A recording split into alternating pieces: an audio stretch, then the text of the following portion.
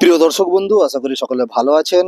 সসম্মানে চাকরি ফেরতের দাবিতে এসএসসি চাকরিহারা শিক্ষক শিক্ষিকারা এবার মেদিনীপুর শহরে মঙ্গলবার দুপুরে জেলা শাসকের দপ্তরের সামনে টায়ারে আগুন জ্বালিয়ে রাস্তা অবরোধ করে দীর্ঘক্ষণ বিক্ষোভ দেখালেন। জেলা শাসকের দপ্তরের সামনে দীর্ঘক্ষণ যানজট পরিস্থিতি তৈরি হয়। পরিস্থিতি স্বাভাবিক করতে ছুটে আসেন ট্রাফিক পুলিশের আধিকারিকরা। জেলা শাসকের দপ্তরের সামনে বেশ কিছুক্ষণ বিক্ষোভ দেখিয়ে বিক্ষোভকারীরা সোজা গিয়ে হাজির হলেন মেদিনীপুর শহরে জেলা বিদ্যালয় পরিদর্শকের অফিস তথা ডিআই অফিসে। সেখানেও টায়ার জ্বালিয়ে দীর্ঘক্ষণ বিক্ষোভ দেখান। পুরো বিষয় নিয়ে চাকরিহারা শিক্ষক শিক্ষিকারা কি জানিয়েছেন শুনুন। তালা লাগালাম কেন? আমরা আন্দোলন করতে চাইছি, আমাদের সসম্মানে স্কুলে ফেরত দিতে হবে। বিভিন্ন জায়গায় ডিআই অফিস থেকে নোটিশ আসছে যে সিভিক যে ভলেন্টিয়ার যে চাকরির কথা কালকে বলেছিলেন, সেই নিয়ে নোটিশ আসছে, মেল আসছে। আমরা এই ভলেন্টিয়ার সার্ভিস আমরা মানছি না, মানবো না। আমরা এতদিন পার্মানেন্ট চাকরি করে এসেছি, আমাদের যদি ভলেন্টিয়ার করা হতো তাহলে এই চাকরি পরীক্ষা দিয়ে যে 7 বছর দীর্ঘ চাকরি জীবন চালাতাম না। তাহলে তখনই আমরা ভলেন্টিয়ার, ভলেন্টিয়ার করব, চাকরি আমাদের থাকুক, ভলেন্টিয়ার করব। দুস্থ বাচ্চাদের যেখানে যারা টিউশন পায় না, সেখানে আমরা ভলেন্টিয়ারে জব করব। আমরা সমাজকে অবশ্যই সাহায্য করব, কারণ আমরা সমাজ গড়ি, আমরা শিক্ষক।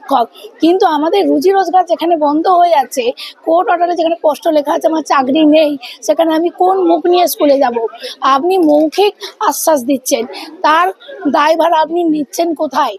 আজকে সুপ্রিম কোর্টের অর্ডার হয়ে গেল আমাদের চাকরিটা নেই, আপনি কিছু করতে পারলেন না। তো আপনার ক্যাবিনেট আজকে বেরিয়ে এলো সুপার নিউমেরিক পোস্ট নিয়ে, আপনি কপিল সিব্বালকে রাখলেন, অথচ আপনি মঞ্চে দাঁড়িয়ে বললেন আপনার নাকি মনোসিংহে কপিল সিব্বাল লয়ার ছিল না। তো আমাদের হয়েছিল, আপনি বললেন সাপোর্ট করেছে। কোথায় সাপোর্ট করেছে?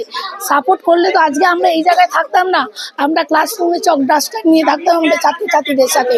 আমরা ওই জায়গায় ফিরে যেতে চাই। আপনার বিরুদ্ধে আমাদের এক এবং একটাই দাবি, আমাদেরকে সসম্মানে স্কুলে বহাল করতে হবে। যতদিন না করতে পারছেন ততদিন পর্যন্ত এই আন্দোলন চলবে। আপনার আশ্বাস সেদিনকেই সঠিক প্রমাণিত হবে, যেদিনকে আপনি ওই কাজটা করে দেখাবেন। সঙ্গীতা সাহা। দেখুন, এর আগেও আমরা বলেছিলাম যে বাংলা আজকে দিদির হতে পারে, আজ বাংলা মুখ্যমন্ত্রী মমতা ব্যানার্জির হতে পারে, কিন্তু এই বাংলা কিন্তু মুখ্যমন্ত্রী গড়েছেন ওইখানে স্ট্যাচু থাকা যিনি ক্ষুদিরাম, উনি এই বাংলা গড়ে দিয়েছিলেন।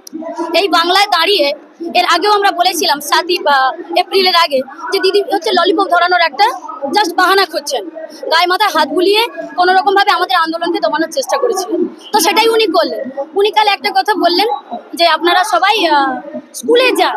কে আপনাদের আটকেছে? আমি লেটার দিয়ে আটকেছি? আরে আমরা যাচ্ছি না কেন?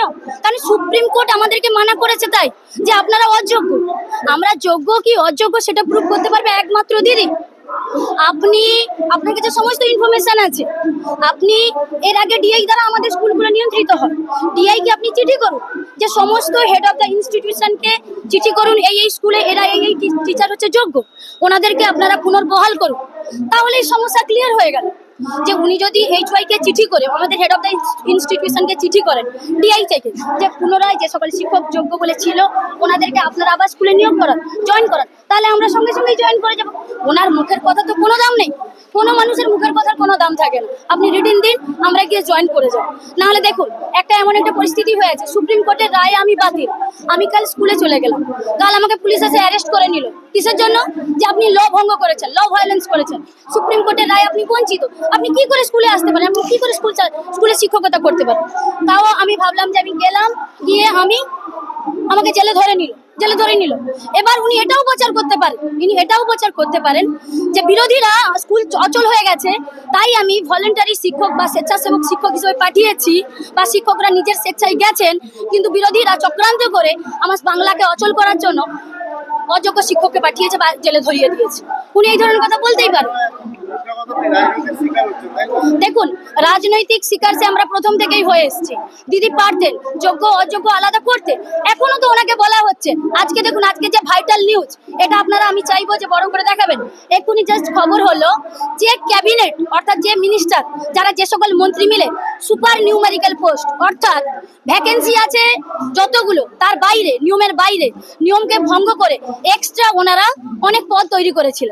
মানে আমার আত্মীয় একজন আছে কি, আমার পরিচিত কেউ আছে কি, টাকার বিনিময়ে কিংবা কোনো কিছু, এদের তো সিট ভ্যাকেন্ট অলরেডি হয়ে গেছে। তো আমরা মন্ত্রীরা বসে একটা আলোচনা করে নিজেরা নিজেদের প্রয়োজন মতো আমরা সিট ক্রিয়েট করে ফেললাম এবং সেই সিটে নিজেদের পছন্দ মতো লোককে আমরা বসিয়েছি। সেইটা নিয়ে সেটা তো আইনত অপরাধ। তো সুপ্রিম কোর্টে এইটা নিয়ে আজকে একটা ক্যাবিনেটদের মানে মন্ত্রীদের নিয়ে একটা রায় ছিল। ওখানে গিয়ে কি করলো না, মন্ত্রীরা সবাই ছাড়া পেয়ে গেলেন এবং সিজিআই সিনিয়র জাস্টিস বলেছেন যদি রাজ্য সরকার এখনো পর্যন্ত সেগ্রিগেশন করে দিতে পারেন তাহলে আমাদেরকেও উনি হয়তো যারা যোগ্য তাদেরকে মুক্তি দিতে পারেন। তাই দিদির কাছে আমাদের করজোরে অনুরোধ, আপনি প্লিজ যেমন আপনাদের মন্ত্রিসভাকে বাঁচিয়েছেন আমাদেরকেও সেইভাবে বাঁচান। আমার নাম উমা দাস, মোবারকপুর হাই স্কুল, পূর্ব মেদিনীপুর। যোগ্য অযোগ্যর যে পার্থক্যটা, এখানে আমি মানবিক দৃষ্টিভঙ্গি তো পরের কথা, লিগ্যাল যে ভিউগুলো আছে সেটাই বলতে চাইছি। প্রথম কথা হচ্ছে যে সাবমিশনগুলো হয়েছে সেই সাবমিশনে অনেক পরে যাই হোক করে মোটামুটি অযোগ্যদের একটা ব্যাপার বলা হয়েছে, বাকিদের বলাই হয়নি যে ওটা যোগ্য বলে। আমরা বলছি আমরা এটা বলতে পারছি না ওখানে যোগ্য অযোগ্য মিশে আছে নাকি। ক্লিয়ার ব্যাপারটা বোঝা গেছে? তাহলে এখন উপায় কি?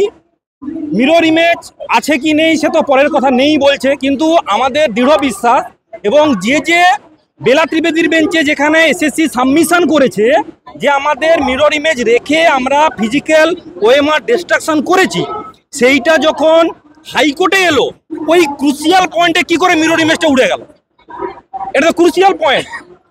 এক নম্বর কথা। দু নম্বর কথা, তা বাদেও এখন একটা উপায় আছে।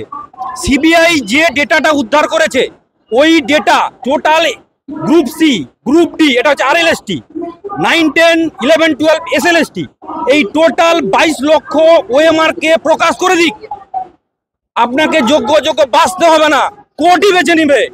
আপনি এটা প্রকাশ করুন, তারপরে যা হওয়ার দেখুন। আমরা ফিরতে পারি কি পারি না, আমরা যোগ্য বলছি, আমাদের যোগ্যতা প্রমাণ করার দায়িত্ব আপনার, আমার নয়। কারণ আমি পরীক্ষা দিয়েছি, কোশ্চেনও করিনি, খাতাও দেখিনি, নিয়োগকর্তা আমি। আপনার রেসপন্সিবিলিটি থাকে, শুধু আমার রেসপন্সিবিলিটি নয়। আমার রেসপন্সিবিলিটি আপনার। আমি যেমন ট্যাক্সের টাকাতে পড়াচ্ছি, আমি যেমন ট্যাক্সের টাকাতে ইউজ করতে পারি, সমাজে সেই জায়গাটা দিতে পারি, সেটা আমার রেসপন্সিবিলিটি। আপনার রেসপন্সিবিলিটি, আপনি নিয়োগকর্তা, আপনি দায় এড়িয়ে যেতে পারেন না।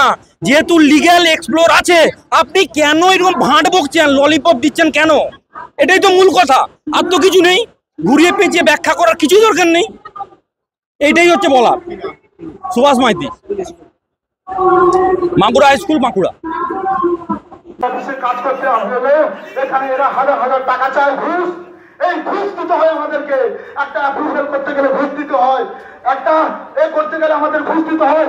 চাইছি আমরা এই ডিএ অফিস আমরা চাই না।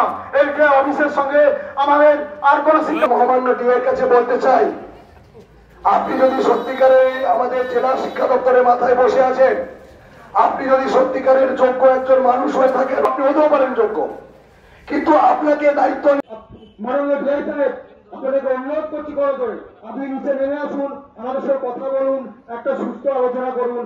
বদল চাই, উনি বদলা নিয়েছেন, উনি বদল করতে পারেননি, বলেই আজকের এই সমাজ ব্যবস্থাকে ভেঙে দিয়েছেন। উনি বদলা নিয়েছেন, উনি বদল করতে পারেননি, উনি সমস্ত স্তরে সমাজ ব্যবস্থা উলঙ্গ রূপ ধরাবে। যদি আমরা পাশে পাপড়ি হয়ে যাই, এই পাপের ভয়ে আমরা কিছু বলতে পারছি না। রাজা উলঙ্গ হয়ে গেছে, শুধু রাজা উলঙ্গ হয়ে গেছে, সমাজ ব্যবস্থাকে উলঙ্গ করে দিয়েছে। ধর্মীয় দাঙ্গা, সমস্ত ভাইয়ের সম্পর্ক, বোনের সঙ্গে বোনের সম্পর্ক, প্রতিবেশীর সঙ্গে প্রতিবেশীর সম্পর্ক, একটা শিক্ষকের সঙ্গে আরেকটা শিক্ষকের সম্পর্ক, ওই সঙ্গে নষ্ট করে দিয়েছে, সব জায়গাকে ধ্বংস করে দিয়েছে। সেখানে শুধু নিজের জেতার জন্য